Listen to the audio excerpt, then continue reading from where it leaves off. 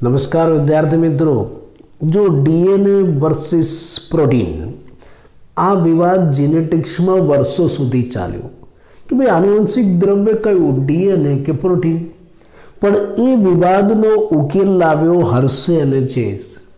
Hershey अने chase नामना वैज्ञानिके पोताना प्रयोग उपरथी डीएनए वर्सेस प्रोटीननो जे विवाद हतो आनुवंशिकता माटेनो एनो निशंकपणे उकेल लावी दीधो। एने प्रयोग उपरथी एवुं साबित कर्युं कि भाई आनुवंशिक द्रव्य डीएनए छे, प्रोटीन नथी।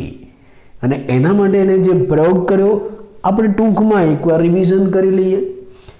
एने शुं कर्युं, बेक्टेरियोफेज वायरस लीधा अने ए बेक्टेरियोफेज वायरसनी बे रेडियोएक्टिव पदार्थमां वृद्धि करावी, एक S35 अने बीजो P32। जे बेक्टेरियोफेज वायरसनी S35 में वृद्धि करावी एमां बहारनुं जे प्रोटीननुं आवरण छे रेडियोएक्टिव बन्युं, अने जे बेक्टेरियोफेज वायरसनुं P32 में वृद्धि करावी एमां अंदरनुं जे डीएनए छे ए रेडियोएक्टिव थयुं। पछी आ बंने प्रकारना वायरसनो चेप आ बेक्टेरियाने लगाव्यो।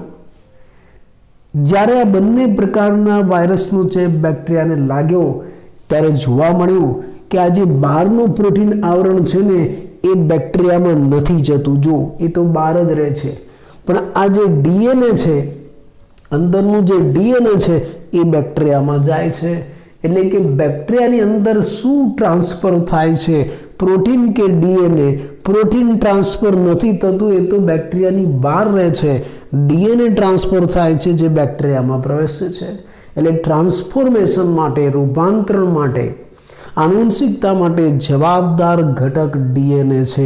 આવું નિશંકપણે કોઈ પણ વાદ વિવાદ વગર હર્ષે અને ચેઝ નામના વૈજ્ઞાનિકે સ્પષ્ટપણે સાબિત કર્યું અને જેને બધાએ સ્વીકાર્યું। એટલે સર્વસ્વીકૃત સર્વસંમતિથી આપણે એમ કહી શકીએ કે ડીએનએ જ આનુવંશિક દ્રવ્ય છે।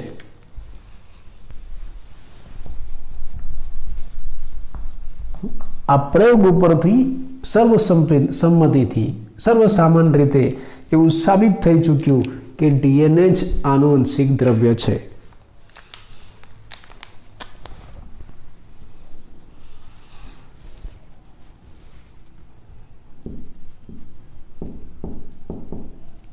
सर्वसामान्य रीते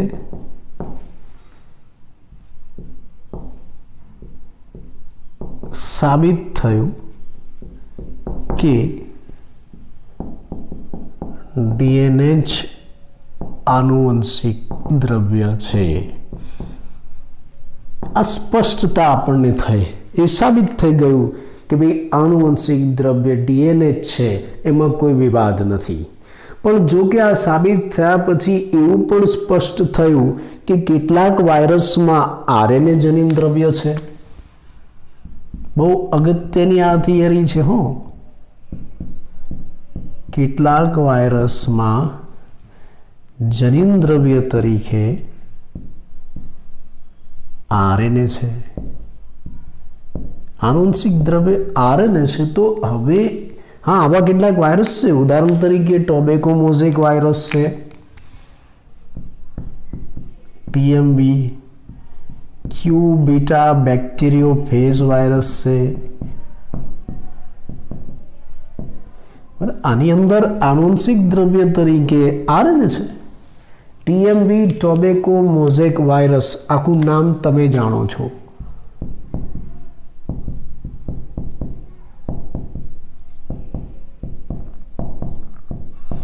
अने आ क्यू बीटा बेक्टेरियोफेज वायरस वगैरह आवा घणा बधा वायरसनी अंदर जनिन द्रव्य आरएनए छे।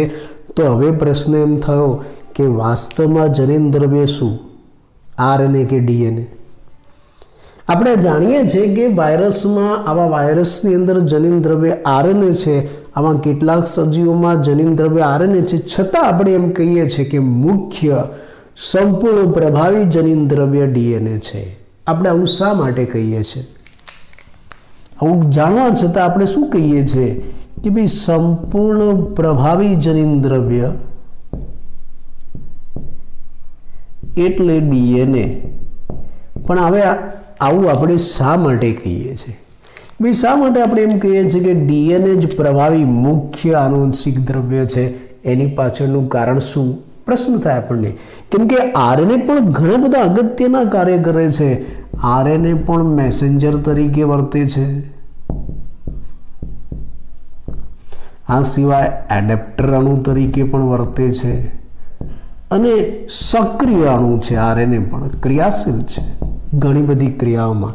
તો પછી આરએનએ આનુવંશિક દ્રવ્ય કેમ નહીં? મુખ્ય આનુવંશિક દ્રવ્ય આરએનએ કેમ નહીં અને ડીએનએ છે? હા, આપણે આ બંનેના બંધારણ, રાસાયણિક બંધારણ જાણીએ છીએ. ડીએનએ અને આરએનએનું રાસાયણિક બંધારણ, એની વચ્ચેનો ભેદ જાણીએ છીએ. પણ આ બંનેમાંથી મુખ્ય પ્રભાવી આનુવંશિક દ્રવ્ય કયું આપણે જાણવું છે, તો એના માટે આપણે કેટલાક માપદંડ જાણવા પડશે, જેને ઘણી પુસ્તકોમાં માનદંડ કહેવાય છે.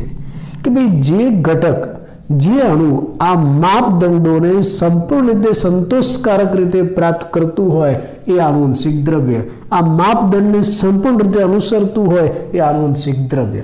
એ માપદંડ કયા? આનુવંશિકતાના માપદંડ કયા? મુખ્ય 4 માપદંડ છે. હું એના ટાઇટલ તમને આપી છું. એક સ્વયંજનન, બીજું સ્થાયીપણું, ત્રીજું વિકૃતિ,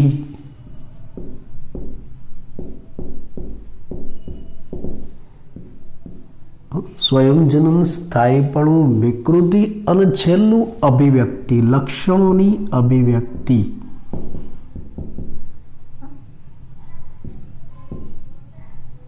બરાબર? જેની અંદર આ 4 માપદંડ છે, જે અણુ આ 4 માપદંડને સંપૂર્ણ રીતે અનુસરે છે એ આનુવંશિક દ્રવ્ય. સ્વયંજનન એટલે જે અણુ પોતાની નકલ બનાવી શકે છે, પોતાની પ્રતિકૃતિનું નિર્માણ કરી શકે.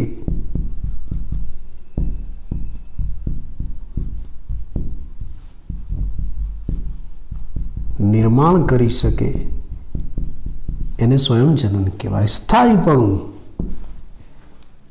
જે અણુ રચનાત્મક રીતે અને જેવું રાસાયણિક રીતે સ્થાયી હોય એને આપણે સ્થિર અણુ કહીશું.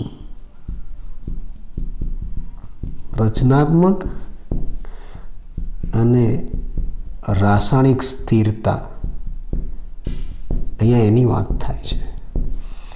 વિકૃતિ, જે અણુ વિકૃતિ પેદા કરે એટલે ઉદ્વિકાસ દરમિયાન ધીમા ધીમા ફેરફાર કરે. ઉદ્વિકાસ દરમિયાન ધીમા ધીમા જરૂરી ફેરફારો કરે એને આપણે આનુવંશિક દ્રવ્ય કહીશું.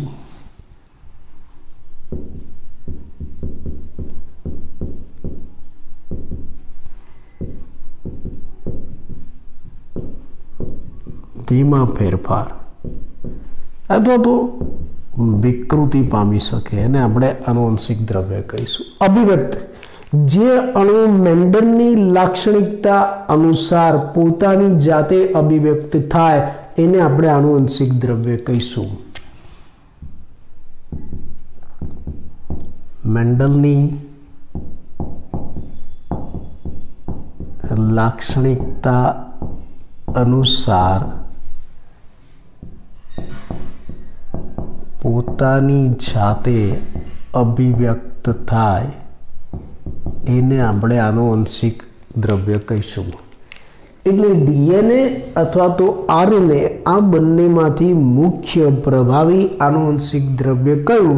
તો જે આ 4 માપદંડોને અનુસરે એ પ્રભાવી, જે સ્વયંજનન કરી શકે, પોતાની પ્રતિકૃતિ બનાવી શકે, જે રચનાત્મક અને રાસાયણિક રીતે સ્થિર હોય, જે ઉદ્વિકાસ દરમિયાન ધીરા ધીરા ફેરફાર પણ કરી શકે, વિકૃતિ પામી શકે અને જે પોતાના લક્ષણો છે મેન્ડલ પ્રમાણે પેઢીમાં વારસામાં અભિવ્યક્ત કરી શકે એને આપણે આનુવંશિક દ્રવ્ય કહીશું. હવે આ 4 લક્ષણો છે એનું આપણે આ ડીએનએ અને આરએનએ માટે અભ્યાસ કરીએ, એની ચર્ચા કરીએ કે ભાઈ આ 4 લક્ષણો માટે ડીએનએમાં શું છે અને આરએનએમાં શું છે એની વિગતવાર ચર્ચા કરીએ. ચલો પહેલું લક્ષણ આપણે લઈએ સ્વયંજનન.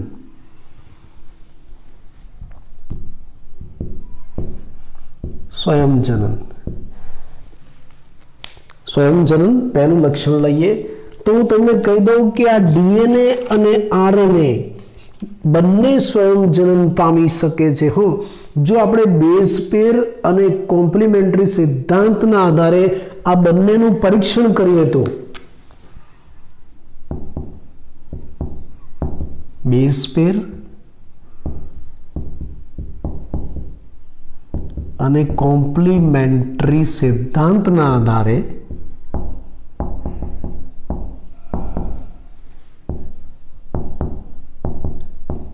ડીએનએ અને આરએનએ નું જો પરીક્ષણ કરવામાં આવે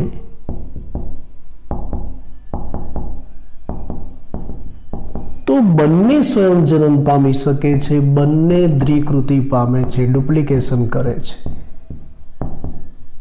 એનો મતલબ કે બંનેની અંદર સ્વયંજનનનો ગુણધર્મ છે.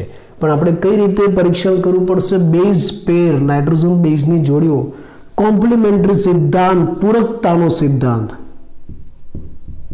પૂરકતા એટલે જો આપણે બેઝ પેર અને કોમ્પ્લિમેન્ટરી સિદ્ધાંતના આધારે આ ડીએનએ અને આરએનએ નું પરીક્ષણ કરીએ તો આપણને ખબર પડશે કે આ બંને સ્વયંજનન પામવાની ક્ષમતા ધરાવે છે. હા, આ સિવાય બીજા કોઈ પણ અણુકોષમાં છે સ્વયંજનન નથી પામતા, પ્રોટીન પણ સ્વયંજનન નથી પામતો, ખાલી આ બંને સ્વયંજનન પામી શકે છે. એટલે આ લક્ષણ તો બંનેમાં છે, આ માપદંડ તો બંનેમાં જોવા મળે છે. તો આ દ્રષ્ટિએ બંને આનુવંશિક દ્રવ્ય થયા, બંને અગત્યના. તો ચલો આપણે બીજું માપદંડ લઈએ. બીજું માપદંડ છે ખૂબ જ અગત્યનું. આનુવંશિકતા માટે, જનીન દ્રવ્ય માટે જો મુખ્ય અને અગત્યનું જો માપદંડ હોય તો કયું છે? સ્થાયીપણું, સ્થિરતા. પરીક્ષામાં પણ પૂછાય. ચલો આપણે એ જોઈએ, સ્થાયીપણું. બીજું માપદંડ સ્થાયીપણું અથવા તો સ્થિરતા કોની અંદર છે અથવા તો કોની અંદર વધારે છે આપણે સાબિત કરવું છે, ડીએનએમાં કે આરએનએમાં. આ સ્થિરતાની વાત કરીશું. અહીંયા સ્થાયીપણું, સ્થિરતાનો મતલબ શું? આનુવંશિક દ્રવ્ય એવું સ્થિર હોવું જોઈએ કે સજીવના જીવનમાં કોઈ પણ પ્રકારના પરિવર્તન આવે પણ એ આનુવંશિક દ્રવ્યમાં કોઈ ફેરફાર ન થવો જોઈએ.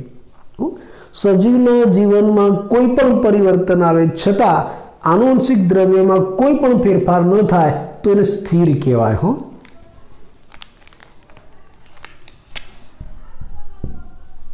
સજીવના જીવન ચક્રમાં આવતા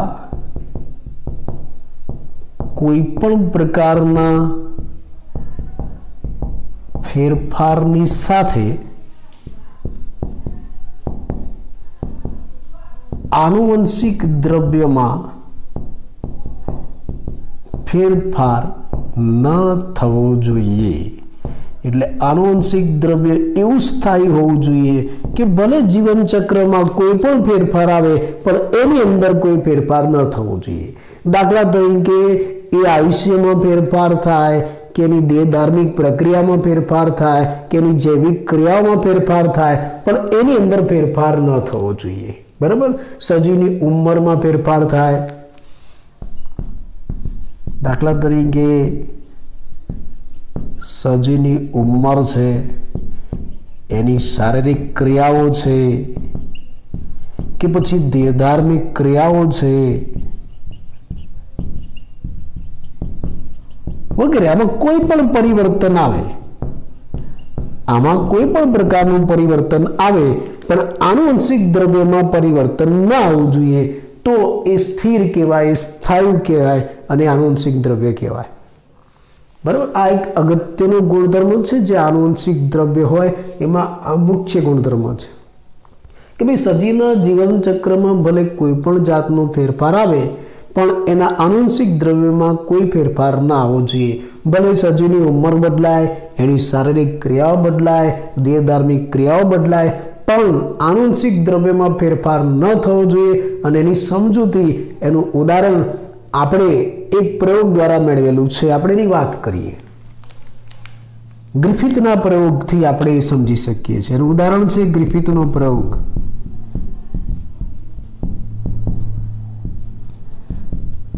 ગ્રિફિથના પ્રયોગ ઉપરથી એનું ઉદાહરણ તમને મળશે. તમે જાણો છો કે ગ્રિફિથના પ્રયોગની અંદર આપણે શું કર્યું? સ્થાયીપણાની વાત છે. ગ્રિફિથના પ્રયોગની અંદર એસ સ્ટ્રેન એટલે કે એસ જાતના જે બેક્ટેરિયા છે એનું ગરમીથી મૃત્યુ થાય છે. તમે જાણો છો, આપણે મારી નાખ્યા હતા. આપણે ગ્રિફિથના પ્રયોગમાં જોયું કે ભાઈ એસ જાતિના જે બેક્ટેરિયા છે આ રીતે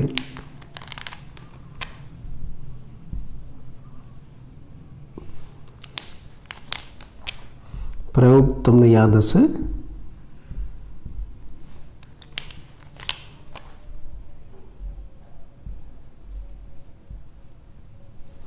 આ એસ જાતિના બેક્ટેરિયા છે ને આપણે ગરમીથી મારી નાખ્યા. દેખાય છે ને બધું? ઓકે, તો આને આપણે ગરમીથી મારી નાખ્યા. બરાબર, આને આપણે ટેસ્ટ ટ્યુબમાં લીધા. પ્રયોગ તમને યાદ હશે. બર્નર છે,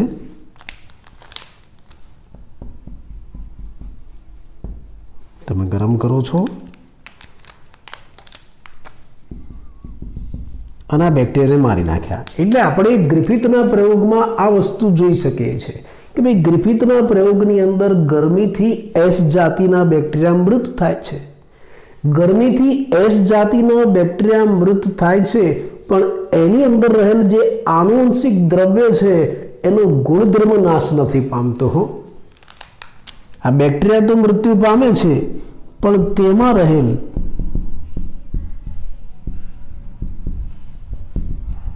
આનુવંશિક દ્રવ્યનો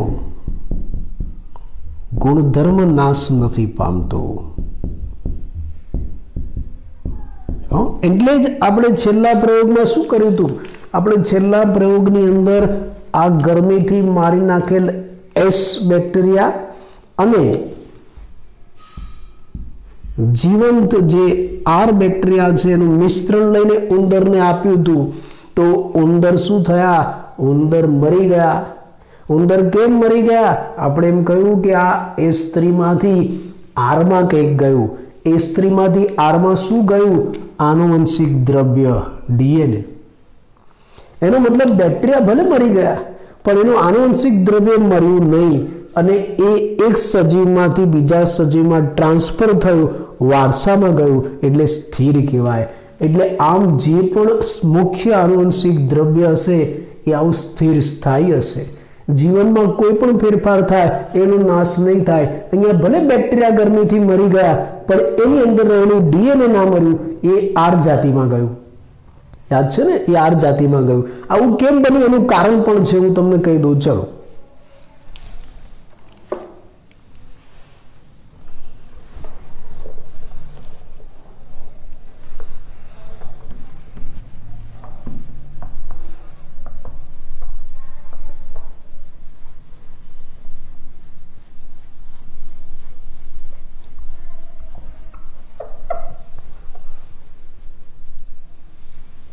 આવું કેમ બન્યું એનું કારણ છે. કેમ બેક્ટેરિયા નાશ ન પામે? સોરી, કેમ ડીએનએ નાશ ન પામ્યા? બેક્ટેરિયા મરી ગયા એસ જાતિના, પણ એનું ડીએનએ નાશ ન પામ્યું, એ પાછું આરમાં ગયું, સ્થાયી રહ્યું, સ્થિર રહ્યું. એનું કારણ શું? એનું કારણ તમારે જાણવું હોય તો થોડું ડીએનએનો અભ્યાસ યાદ કરો, એનું જ્ઞાન તમારે યાદ કરવું પડશે. તમે જાણો છો કે ડીએનએ શાનો બનેલો છે? બે પોલીન્યુક્લિયોટાઇડ શૃંખલાનો. અને આ બંને પોલીન્યુક્લિયોટાઇડ શૃંખલાઓ એકબીજા સાથે કુંતલાકારે અમળાયેલી છે અને આ બંને પોલીન્યુક્લિયોટાઇડ શૃંખલાઓ એકબીજાને પૂરક છે. તમે જાણો છો, એટલે ડીએનએ આવો છે.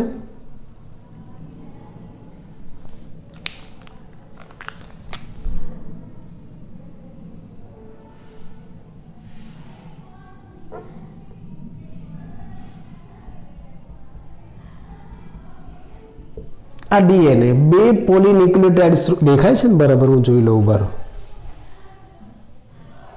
ઓકે, ખ્યાલ આવે છે. ડીએનએ બે પોલીન્યુક્લિયોટાઇડ શૃંખલાનો બનેલો છે જે એકબીજાને પૂરક છે અને આ શૃંખલાને તમે ગરમ કરો છો કોઈ પાત્રમાં. માન લો કે આપણે ગરમ કરીએ, તમે એને ગરમી આપો છો, હીટ. તો શું થશે? તમે જ્યારે ગરમી આપો છો ને, આમાં આવું બને છે, આ એસ જાતિમાં આવું બન્યું. જ્યારે આપણે ગરમી આપીને ત્યારે આ બંને પોલીન્યુક્લિયોટાઇડ શૃંખલાઓ જે એકબીજાને પૂરક છે એકબીજાથી છૂટી પડે છે. એના હાઇડ્રોજન બંધ તૂટી જાય છે, બંને છૂટી પડી જશે.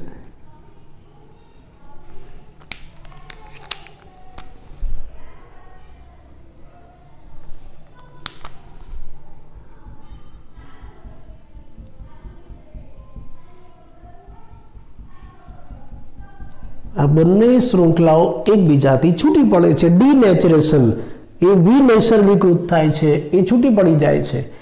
ક્યારે? ગરમી આપો છો તમે ત્યારે.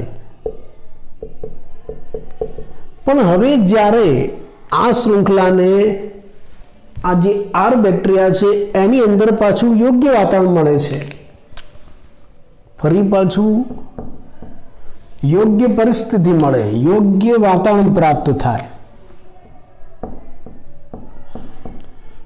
યોગ્ય પરિસ્થિતિ, માન લો કે તાપમાન મળે, તો ફરી પાછી આ બંને શૃંખલાઓ જોડાઈ જાય છે.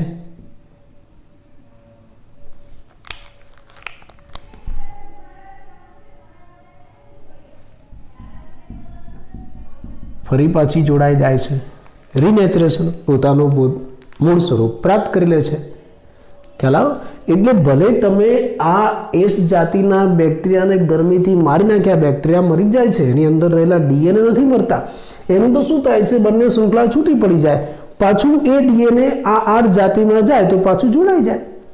એટલે આ ડીએનએ સ્થાયી થયો, સ્થિર થયો. અને ડીએનએ સ્થાયી કેમ છે એની પાછળના એક કારણો છે. એની પાછળનું એક મુખ્ય કારણ એવું છે કે ભાઈ આ ડીએનએમાં યુરેસિલના સ્થાને થાઇમિન છે.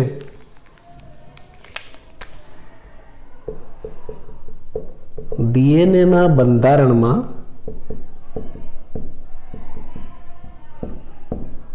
યુરેસિલના સ્થાને થાઇમિન છે. તમે જાણો છો યુરેસિલ તો શામાં હોય? આરએનએમાં. એની જગ્યાએ ડીએનએમાં શું છે? થાઇમિન છે. એટલે વધારે સ્થાયી છે. ખ્યાલ આવ્યો? એટલે આ પ્રયોગો ઉપરથી આપણે એમ કહી શકીએ કે ડીએનએ અણુમાં સ્થાયીપણું વધારે છે. આપણે આ ગ્રિફિથના પ્રયોગ ઉપરથી એ સાબિત કરી શકીએ છીએ. તો ચલો આરએનએમાં શું આરએનએમાં સ્થાયીપણું નથી, ઓછું છે, વધારે છે? આપણે એની ચર્ચા કરીએ. ચલો આરએનએની ચર્ચા કરીએ. આરએનએમાં શું? આ ડીએનએ સ્થાયી છે એના પુરાવાઓ આપણે આપ્યા પ્રયોગ દ્વારા. હવે આપણે આરએનએના સ્થાયીપણાની વાત કરીએ. આરએનએમાં સ્થિરતા કેવી છે આપણે ચકાસીએ. ચલો, કેવી જોવા મળશે? તો જો આરએનએના ન્યુક્લિયોટાઇડની વાત કરીએ, પ્રત્યેક ન્યુક્લિયોટાઇડની, હું એક ન્યુક્લિયોટાઇડ દોરું આરએનએનું. પોલીન્યુક્લિયોટાઇડ શૃંખલા છે, એનો એક ન્યુક્લિયોટાઇડ હું દોરું છું. દેખાય છે બરાબર? હું જોઈ લઉં. ઓકે, દેખાય છે. નાઇટ્રોજન બેઝ,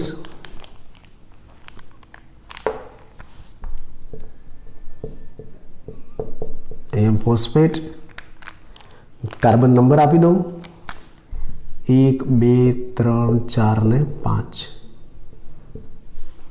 અહીંયા H, HOH, H, HOH અને H. આ આરએનએનો ન્યુક્લિયોટાઇડ છે. ન્યુક્લિયોટાઇડ કોનો છે? આરએનએનો ન્યુક્લિયોટાઇડ છે. અને હા, ડીએનએનો ન્યુક્લિયોટાઇડ કેવો હોય?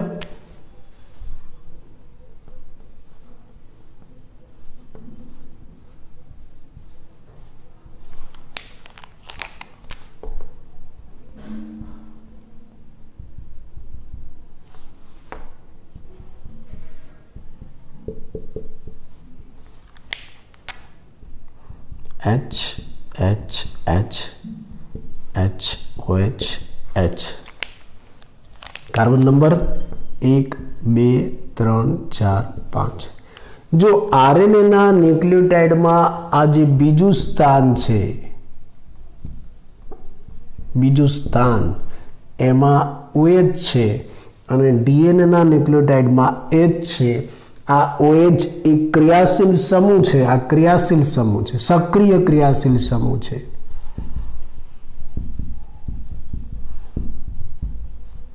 એટલે તરત જ કોઈની સાથે જોડાઈ શકે છે અને તરત જ એમાં રૂપાંતરણ થઈ શકે છે। એટલે આ ડીએનએ કરતા અસ્થાયી છે।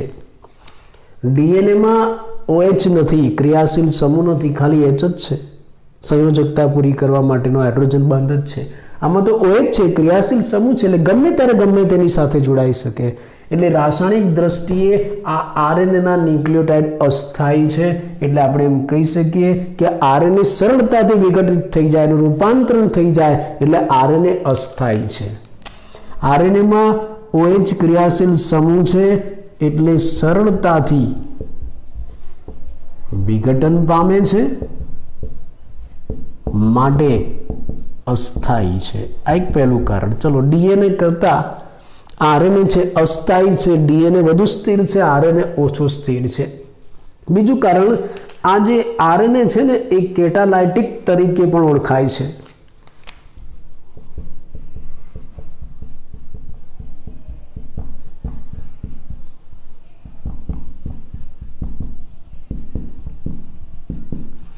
આરએનએ કેટાલાઇટિક તરીકે પણ ઓળખાય છે। કેટાલાઇટિક એટલે ઉત્પ્રેરક, ઉદ્દીપક એવું પણ આપણે કહી શકીએ, અથવા તો ઉત્સેચક એવું પણ કહી શકીએ। ઉત્પ્રેરક, બીજા શબ્દમાં, સાદા શબ્દમાં આપણે એને ઉત્સેચક કહીશું।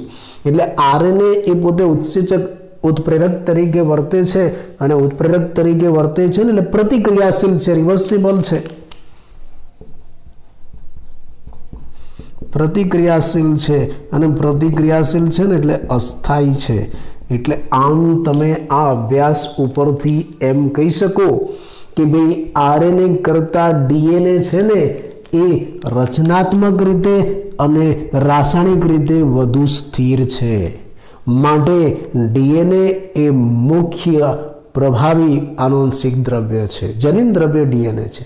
કેમ કે આનુવંશિક દ્રવ્ય માટેનું મુખ્ય લક્ષણ કયું છે? સ્થિરતા। આ સ્થિરતા ડીએનએ માં વધારે છે, આરએનએ માં ઓછી છે। આરએનએ તો પરિવર્તનશીલ છે, એક તો એમાં OH ક્રિયાશીલ સમૂહ છે, બીજું પોતે ઉત્પ્રેરક તરીકે વર્તે છે એટલે સતત બદલાતો રહે છે। એટલે આરએનએ ની સાપેક્ષે ડીએનએ માં સ્થાયીપણું વધારે છે, માટે મુખ્ય આનુવંશિક દ્રવ્ય ડીએનએ છે। આ લક્ષણ ઉપરથી આપણે કહી શકીએ। ચલો, બે માપદંડ આપણે જોયા, એક સ્વયંજનન અને બીજું સ્થિરતા, સ્થાયીપણું। આ બધું અલગ અલગથી પણ તમને પ્રશ્ન સ્વરૂપે પૂછાય અને આખું ટૂંકનોમ સ્વરૂપે પણ આ થિયરી પૂછાય।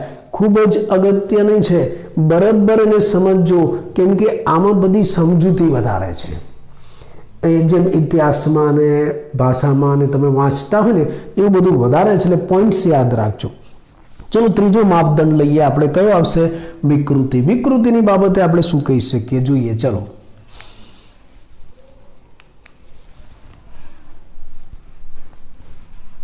જો આ બોર્ડમાં જ બધું આવી જાય તો સારું, રિવિઝન કરવામાં અને તમને સમજવામાં સહેલું પડશે। ટ્રાય કરીએ આપણે। ચલો,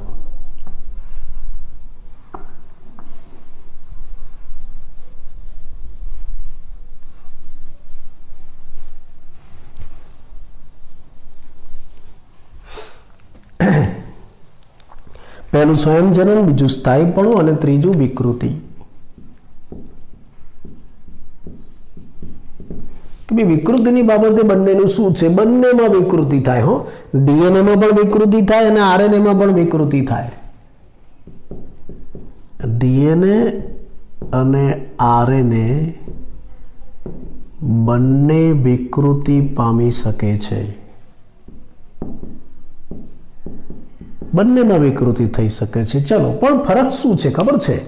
આરએનએ તો અસ્થાયી છે, આપણે હમણાં જ વાત કરી, આરએનએ અસ્થાયી છે એટલે એમાં ઝડપથી વિકૃતિ થાય છે। આરએનએમાં ઝડપી વિકૃતિ છે. અને કેમ ઝડપી વિકૃતિ છે? કેમ કે આરએનએ કેવો છે? અસ્થાયી છે, બહુ સ્થિર નથી, બદલાતો રહે છે, ઝડપી વિકૃતિ થાય. આપણે જોઈ શકીએ ઉદાહરણ તરીકે જે વાયરસની અંદર આરએનએ જનિત દ્રવ્ય છે ને એમાં એનું આયુષ્ય ભલે ટૂંકું હોય પણ એમાં ઉદ્વિકાસ અને વિકૃતિની પ્રક્રિયા એના ટૂંકા જીવનમાં પણ ઝડપથી થઈ જાય છે. ઉદાહરણ તરીકે જે વાયરસમાં જનીન દ્રવ્ય આરએનએ છે એનું આયુષ્ય ટૂંકું હોવા છતાં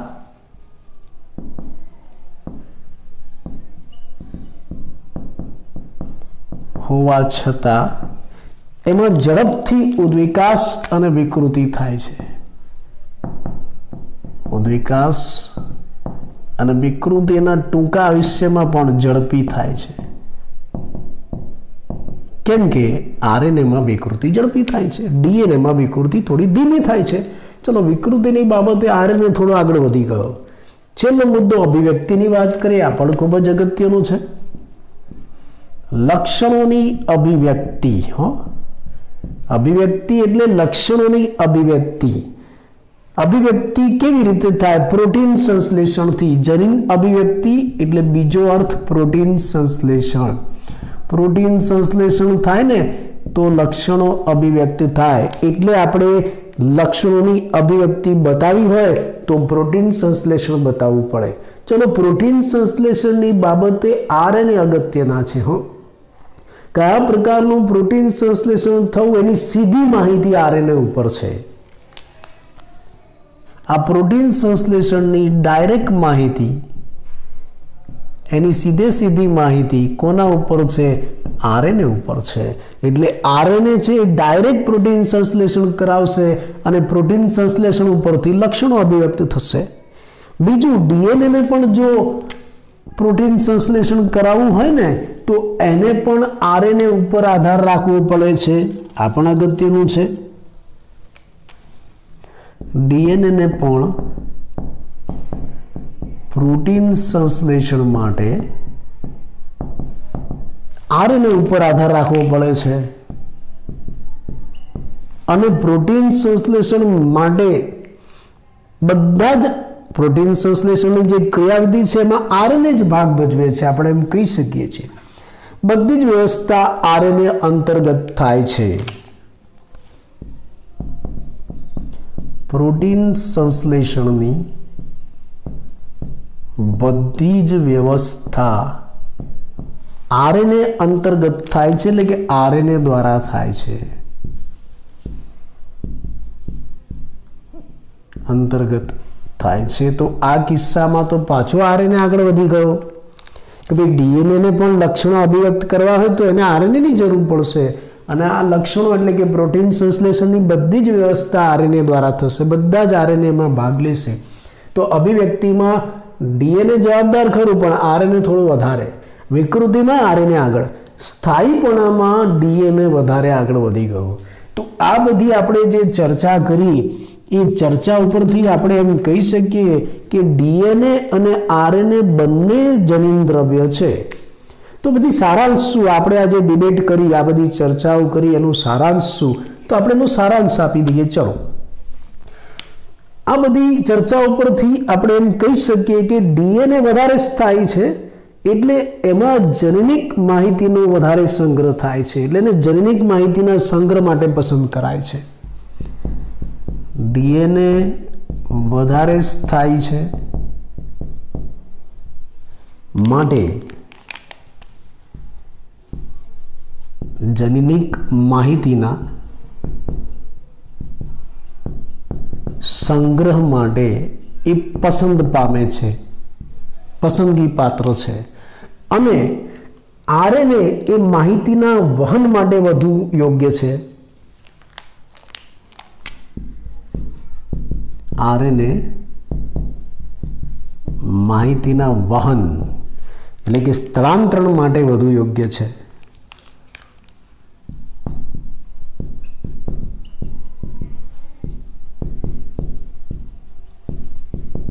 વધુ યોગ્ય છે. એટલે આ જે આપણે આખી ચર્ચા કરી, ડિબેટ કરી, એના ઉપરથી આપણે એમ કહી શકીએ કે ભાઈ બંને જનીન દ્રવ્ય છે, પણ ડીએનએનું સ્થાયીપણું વધારે છે, એમાં જનીનિક માહિતીનો સંગ્રહ થાય છે, માટે આપણે એને પ્રભાવી મુખ્ય આનુવંશિક દ્રવ્ય ગણી શકીએ છીએ.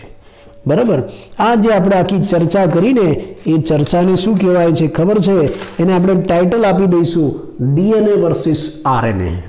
શું ટાઇટલ આપીશું? આ જે આખી ડિબેટ કરી આપણે એને આપણે ટાઇટલ આપીશું ડીએનએ વર્સિસ આરએનએ.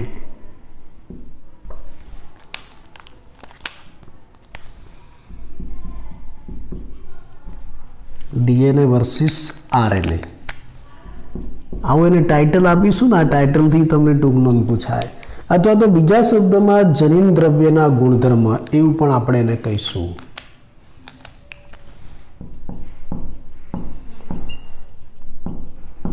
તો તમને આ ટાઇટલથી ટૂંક નોંધ પૂછાય, યાદ રાખજો.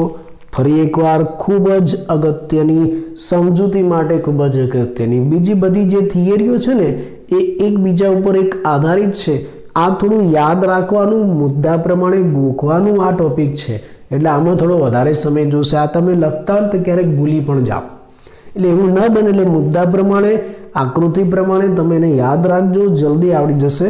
એટલે આપણે એની ફરી એકવાર ચર્ચા કરી લઈએ. ચલો કે ભાઈ આપણે ડીએનએ વર્સિસ આરએનએની વાત કરીએ છીએ. પહેલાં એવું સર્વસામાન્ય રીતે સ્વીકૃત થઈ ગયું કે ભાઈ ડીએનએ જ આનુવંશિક દ્રવ્ય છે, પણ પછી આપણને એવા ઉદાહરણ મળ્યા કે ભાઈ કેટલાક વાયરસની અંદર તો આરએનએ જનીન દ્રવ્ય છે. તો વાસ્તવમાં આ બંનેમાંથી મુખ્ય પ્રભાવી જનીન દ્રવ્ય કયું? તો જે આ 4 માપદંડોને અનુસરે એ પ્રભાવી જનીન દ્રવ્ય સ્વયં જનન કરે, સ્થાયીપણું દર્શાવે, વિકૃતિ પામે અને લક્ષણો અભિવ્યક્ત કરે એ મુખ્ય પ્રભાવી જનીન દ્રવ્ય કહેવાય. ચલો સ્વયં જનનની વાત કરીએ તો આ બંને સ્વયં જનન કરી શકે છે. આપણે બેઝ પેર અને કોમ્પ્લિમેન્ટરી સિદ્ધાંતના આધારે, શબ્દો યાદ રાખજો, બેઝ પેર અને કોમ્પ્લિમેન્ટરી સિદ્ધાંતના આધારે ડીએનએ અને આરએનએનું પરીક્ષણ કરીશું તો આ બંને ડુપ્લિકેશન, દ્વિકૃતિ પામી શકે છે, સ્વયં જનન કરી શકે છે. તો બંને જનીન દ્રવ્ય થયા. સ્થાયીપણું આ મુખ્ય લક્ષણ છે આનુવંશિક દ્રવ્યનો. આ જે આનુવંશિક દ્રવ્ય એવો સ્થિર હોવો જોઈએ કે જીવન ચક્રમાં કોઈ પણ પરિવર્તન આવે એમાં પરિવર્તન ના આવવું જોઈએ. પછી સજીવની ઉંમર બદલાય કે શારીરિક ક્રિયામાં ફેરફાર થાય કે દેહ ધાર્મિક ક્રિયામાં ફેરફાર થાય, એ આનુવંશિક દ્રવ્યમાં ફેરફાર ન થવો જોઈએ. અને એની સાબિતી આપણે ગ્રિફિથના પ્રયોગ ઉપરથી આપી શકીએ છીએ. આપણે ગ્રિફિથના પ્રયોગમાં એસ જાતિના બેક્ટેરિયા છે અને ગરમીથી મારી નાખ્યા. બેક્ટેરિયા મરી જાય છે, પણ એની અંદર રહેલ જે આનુવંશિક દ્રવ્ય ડીએનએ છે એ નથી મરતો, એના ગુણધર્મ નથી બદલાતા. એ ફરી પાછું આર જાતિમાં જઈને જીવંત થઈ જાય છે, પોતાના લક્ષણો પ્રદર્શિત કરે છે, પોતાના ગુણધર્મો દર્શાવે છે. આવું કેમ થયું? એનું કારણ છે કે તમે આ ડીએનએને ગરમી આપો એટલે ડીએનએ 2 પોલીન્યુક્લિયોટાઇડ શૃંખલાનું બનેલું છે અને આ બંને શૃંખલાઓ એકબીજાને પૂરક છે. તમે એને ગરમી આપો એટલે એના હાઇડ્રોજન બંધ તૂટી જાય, બંને શૃંખલાઓ છૂટી પડી જાય. પણ જ્યારે ફરી પાછું યોગ્ય પરિસ્થિતિ મળે એટલે ફરી પાછા જોડાઈ જાય. આમાં એવું જ થયું, તમે બેક્ટેરિયાને ગરમી આપી એટલે બેક્ટેરિયા મરી ગયા અને એની અંદર રહેલ ડીએનએ છે એ પણ છૂટા પડી ગયા. ડિનેચરેશન, વિનૈસર્ગીકૃત થયા. પણ જ્યારે એ પાછા આર જાતિમાં ગયા તો પાછા જોડાઈ ગયા, પોતાનું કામ કરવા માંડ્યા, એટલે સ્થિર કહેવાય. સજીવ મરી ગયો પણ ડીએનએ જીવે છે, સ્થાયીપણું છે. બીજું, આ સ્થાયીપણા માટે બીજું એક લક્ષણ પણ જવાબદાર છે કે ભાઈ ડીએનએના બંધારણમાં આરએનએ જેવું યુરેસિલ નથી પણ થાઇમિન છે, અને થાઇમિન વધુ સ્થાયી છે. આપણે આગળ એક ચેપ્ટરમાં માણીશું. ચલો આરએનએમાં સ્થિરતા કેવી છે? આરએનએમાં એક તો બીજા નંબરના પ્રત્યેક ન્યુક્લિયોટાઇડની વાત કરીએ તો આ શર્કરાના બીજા નંબરના કાર્બન ઉપર OH ક્રિયાશીલ સમૂહ છે, જે કોઈ પણ સમૂહ સાથે રાસાયણિક પ્રક્રિયા કરી શકે છે, એટલે એ સરળતાથી બદલાઈ શકે છે, માટે અસ્થાયી છે, જ્યારે ડીએનએમાં એવું નથી. બીજું, આ આરએનએ છે એ કેટાલાઇટિક ઉત્સેચક, ઉત્પ્રેરક તરીકે વર્તે છે, એટલે એ પણ સક્રિય છે, પ્રતિક્રિયાશીલ છે, માટે અસ્થાયી છે. એટલે આમ ડીએનએની સાપેક્ષે આરએનએ એ અસ્થાયી અણુ થયો. એટલે મુખ્ય આનુવંશિક દ્રવ્ય કયો થયો? ડીએનએ. વિકૃતિની વાત કરો તો બંનેમાં વિકૃતિ થાય છે, પણ આરએનએમાં ઝડપી થાય છે. એટલે જ વાયરસ જેની અંદર આરએનએ જનીન દ્રવ્ય છે એનું આયુષ્ય ભલે ટૂંકું રહ્યું, છતાં એમાં ઉદ્વિકાસ અને વિકૃતિની પ્રક્રિયા એટલા ટૂંકા આયુષ્યમાં ઝડપી થઈ જાય છે, કેમ કે આરએનએ જનીન દ્રવ્ય છે. લક્ષણની અભિવ્યક્તિ એટલે કે પ્રોટીન સંશ્લેષણ, આપણે એની વાત કરીએ તો પ્રોટીન સંશ્લેષણમાં આરએનએ સીધા સંકળાયેલા છે. એની પાસે સાંકેતિક માહિતી છે પ્રોટીન સંશ્લેષણ કરવાની. ડીએનએને પણ જો પ્રોટીન સંશ્લેષણ કરવું હોય તો આરએનએ ઉપર આધાર રાખવો પડે છે. પ્રોટીન સંશ્લેષણની બધી જ ક્રિયાવિધિ છે એ આરએનએ દ્વારા થાય છે. આ બધી ચર્ચાઓ પરથી આપણે એમ કહી શકીએ ડીએનએ વધારે સ્થાયી છે, એટલે એની અંદર જનનિક માહિતીનો સંગ્રહ થાય છે, જ્યારે આરએનએ અસ્થાયી છે, એ માહિતીનું વહન કરી શકે છે. પણ બંને આનુવંશિક દ્રવ્ય આપણે કહી શકીએ છીએ. એટલે આમ બંને આનુવંશિક દ્રવ્ય છે, પણ સ્થિરતા ડીએનએમાં વધારે છે, એટલે ડીએનએ મુખ્ય અથવા તો પ્રભાવી આનુવંશિક દ્રવ્ય છે એવું આપણે કહી શકીએ. ચલો, તો આપણે આમ તો ચર્ચા પૂરી કરી, પણ હજી એ પ્રશ્ન રહ્યો કે ભાઈ ચલો બંને આનુવંશિક દ્રવ્ય છે, આપણે ચર્ચા પૂરી કરી, ચલો બંને આનુવંશિક દ્રવ્ય છે, તો પછી પહેલો આનુવંશિક દ્રવ્ય કયો હશે? સજીવમાં પહેલો આનુવંશિક દ્રવ્ય કયો આવ્યો હશે? આરએનએ કે ડીએનએ? ચલો આપણે એનો જવાબ આપીએ. બીજું એક ટાઇટલ, બીજી એક નાની થિયરી.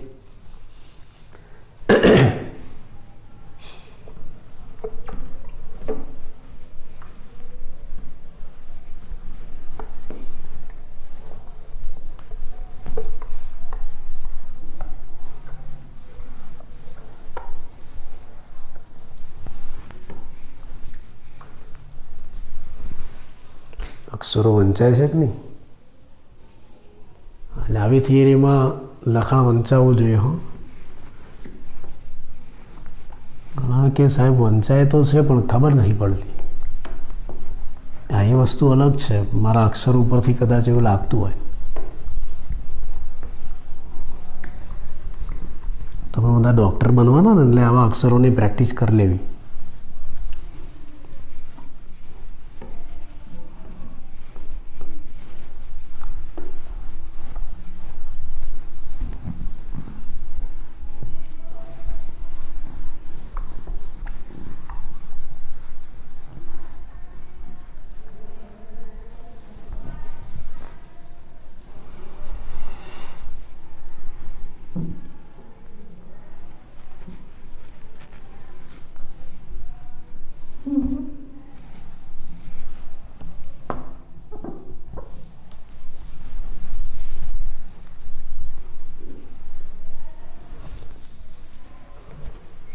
ચલો, હવે આપણી પાસે પ્રશ્ન છે કે ભાઈ પહેલું આનુવંશિક દ્રવ્ય કયું?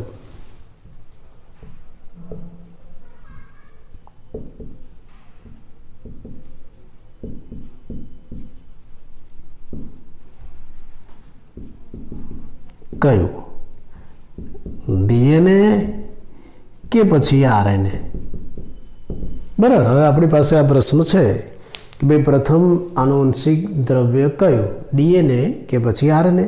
ખરેખર આનો જવાબ તમને ઉદ્વિકાસમાંથી મળે,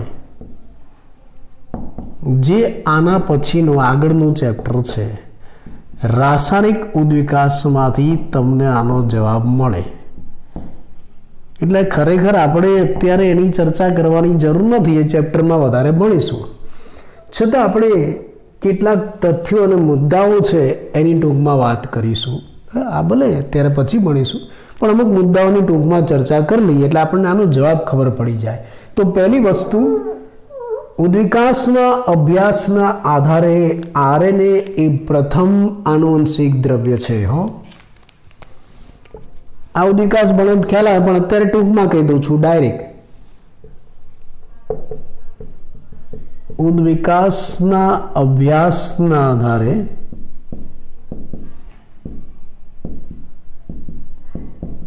આરએનએ એ પ્રથમ આનુવંશિક દ્રવ્ય છે.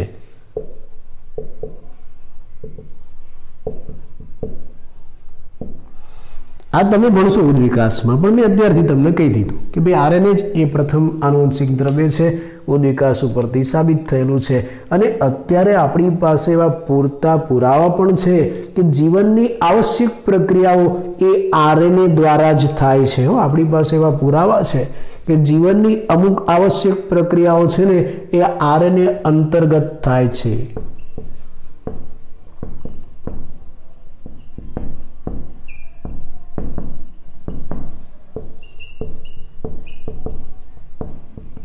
અંતર્ગત એટલે એના દ્વારા. આપણી પાસે એવા પૂરતા પુરાવા છે કે જીવનની કેટલીક આવશ્યક પ્રક્રિયાઓ આરએનએ અંતર્ગત થાય છે. દાખલા તરીકે ચયાપચયની પ્રક્રિયા છે, અથવા તો ટ્રાન્સલેશન એટલે કે ભાષાંતરની પ્રક્રિયા છે, અથવા તો સ્પ્લાઇસિંગ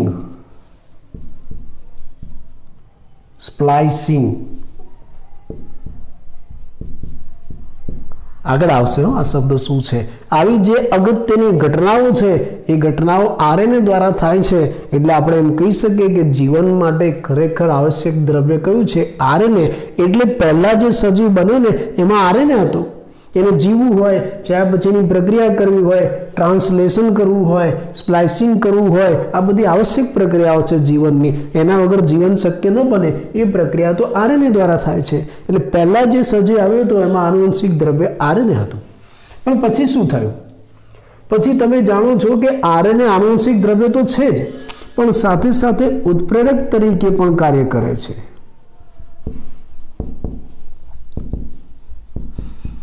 આનુવંશિક દ્રવ્ય ઉપરાંત આ આરએનએ ઉત્પ્રેરક તરીકે વર્તે છે.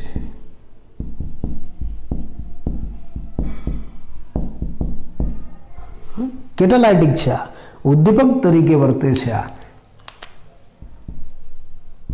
ઉદ્દીપક ઉત્સેચક તરીકે વર્તે છે. દાખલા તરીકે રિબોઝાઇમ,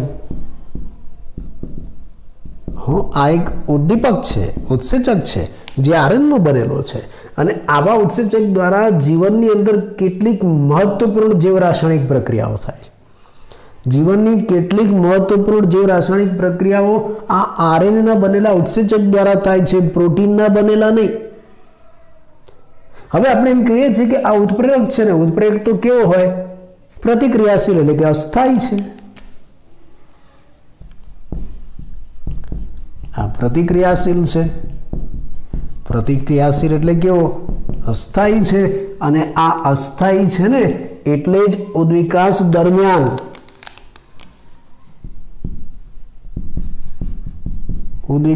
દરમિયાન આ આરએનએમાં રૂપાંતરણ થયું, એમાં ફેરફાર થયો એવું આપણે કહી શકીએ છીએ. આરએનએના રાસાયણિક સ્વરૂપમાં રૂપાંતરણ થયું.